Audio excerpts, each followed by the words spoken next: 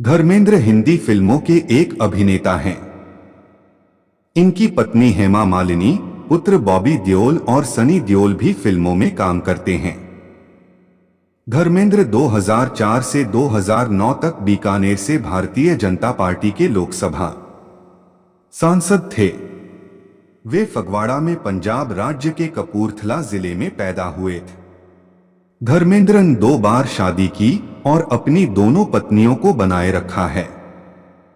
हेमा मालिनी से शादी करने के लिए धर्मेंद्र ने इस्लाम धर्म अपना लिया। उनकी पहली शादी प्रकाश कौर से 19 वर्ष की उम्र में 1954 में हुई। उनकी दूसरी शादी बॉलीवुड अभिनेत्री हेमा मालिनी के साथ हुई। असल में धर्मेंद्र का गांव जिला लुधियाना के अंतर्गत साहनेवाल है, जो अब कस्बे का रूप ले चुका है। धर्मेंद्र की पढ़ाई फगवाड़ा के आर्य हाई स्कूल एवं रामगढ़िया स्कूल में हुई। ये उनकी बुआ का शहर है, जिनका बेटा वीरेंद्र पंजाबी फिल्मों का सुपरस्टार तथा प्रोड्यूसर डायरेक्टर था। आतंक के दौर में लुधियाना में ही फिल्म जट ते ज़मीन की शूटिंग के दौरान आतंकियों ने गोली मारकर उनकी हत्या कर दी थी। Dharmendra film fair magazine new talent award जीतने के बाद पंजाब से मुंबई काम ढूंढने के इरादे से आए थे। 1960 में अर्जुन हिंगोरानी की आई फिल्म दिल भी तेरा हम भी तेरे से उन्होंने बॉलीवुड में डेब्यू किया था। इसके बाद 1961 में आई फिल्म बॉयफ्रेंड में वे सहकलाकार की भूमिका में नजर आए और फिर 1960 से 1967 के बीच उन्होंने कई रोमांटिक फिल्में की। उन्होंने नूतन के साथ सूरत और सीरत, 1962 बंदिनी, 1963 दिल ने फिर याद किया, 1966 और दुल्हन एक रात की 1967 में काम किया है और माला सिंह के साथ अनपढ़ 1962, पूजा के फूल 1964, बहारें फिर भी आएंगी में काम किया है और नंदा के साथ, आकाशदीप सायरा बानो के साथ शादी और आई मिलन की बेला 1964 और मीना कुमारी के साथ मैं भी लड़की हूँ 1964, काजल 1965, पूर्णिमा 1965 और फूल और पत्थर 1966 में काम किया है। फूल और पत्थर 1966 में उनका एकल किरदार था, जो उनकी पहली एक्शन फिल्म भी थी और इसी फिल्म से लोग उन्हें एक्शन हीरो के नाम से पहचानने लगे थे। और इसके बाद उन्होंने 1971 में आई एक्शन फिल्म मेरा गांव मेरा देश की फूल और पत्थर 1966 की हाईएस्ट ग्रोसिंग फिल्म साबित हुई और धर्मेंद्र को इसके लिए बेस्ट एक्टर का फिल्म फेयर में पहला नॉमिनेशन भी मिला था। फिल्म अनुपमा में उनके किरदार और अभिनय की लोगों ने काफी तारीफ की। उन्होंने 1975 से रोमांटिक और एक्शन दोनों तरह की फिल्में की और इसी वजह से लोग उन्हें बहुमुखी अभिनेता कहते थे। इस समय में उन्होंने कई कॉमेडी फिल्में भी की, जिनमें तुम हंसी मैं जवान, 2-4, चुपके चुपके, दिल लगी, नौकर बीवी का शामिल है। उनकी सबसे सफलतम सहकलाकारा हेमा मालिनी थी, जो बाद में उनकी पत्नी भी बनी। इन दोनों ने कई फिल्मों में एक साथ काम किया है, जिनमें राजा जानी, सीता और गीता, शराफत, नया जमाना, पत्थर और पायल, तुम हसीन मैं जवान, जुगनू, दोस्त, चरस, माँ, चाचा भतीजा, आजाद और शोले शामिल है। इंडिया टाइम्स ने शोले फिल्म को top 25 must see Bollywood film of all time भी बताया। 2005 में 50वें एनुअल फिल्म फेयर अवार्ड के जज ने शोले फिल्म को film fair best film of 50 year का अवार्ड भी दिया। 1974 से 1984 के दरमियान आई ज्यादातर एक्शन फिल्में धर्मेंद्र ने ही की, जिनमें धर्मवीर, चरस, आजाद, कातिलों के कातिल, गजब, राजपूत, भागवत, जानी दोस्त, धर्म और कानून, मैं इंतकाम लूंगा, जीने नहीं दूंगा, हुकूमत और राज तिलक शामिल है। राजेश खन्ना के साथ उन्होंने 1986 में भी फिल्म मोहब्बत की कसम की थी। उन्होंने बहुत से डायरेक्टरों के साथ काम किया है जिनके साथ उन्होंने अलग अलग तरह की फिल्में की हैं। उनका सबसे लंबा सहयोग डायरेक्टर अर्जुन हिंगोरानी के साथ 1960 से 1991 तक रहा। बतौर अभिनेता दिल भी तेरा हम भी तेरे धर्मेंद्र की पहली फिल्म थी। इसके बाद अर्जुन और धर्मेंद्र ने कब, क्यों और कहां, कहानी किस्मत की, खेल खिलाड़ी का, कातिलों का कातिल और कौन करे कुर्बानी में साथ साथ काम किया।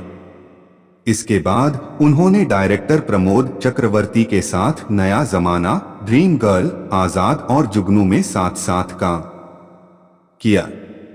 इसके बाद धर्मेंद्र ने फिल्म यकीन 1969 में दोहरी हीरो और विलन भूमिका निभाई। इसके बाद समाधि 1972 में पिता और पुत्र, गजब 1982 में जुड़वा भाई और जियो शान से में ट्रिपल रोल में नजर आए थे।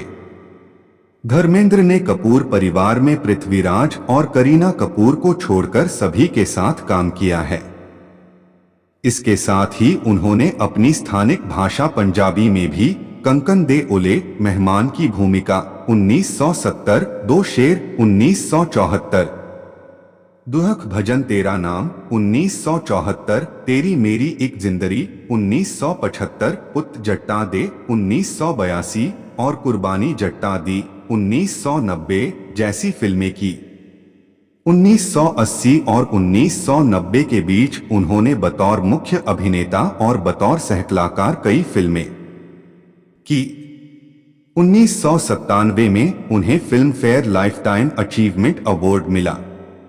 दिलीप कुमार और उनकी पत्नी सायरा बानू के हाथों से अवार्ड लेते समय धर्मेंद्र भावुक हो गए थे और उन्होंने कहा कि बहुत सी सफल और सुपरहिट फिल्में करने के बावजूद कभी उन्हें बेस्ट एक्टर का फिल्म फेयर अवार्ड नहीं मिला और अब तक वे 100 से भी ज्यादा सफल फिल्में कर चुके हैं।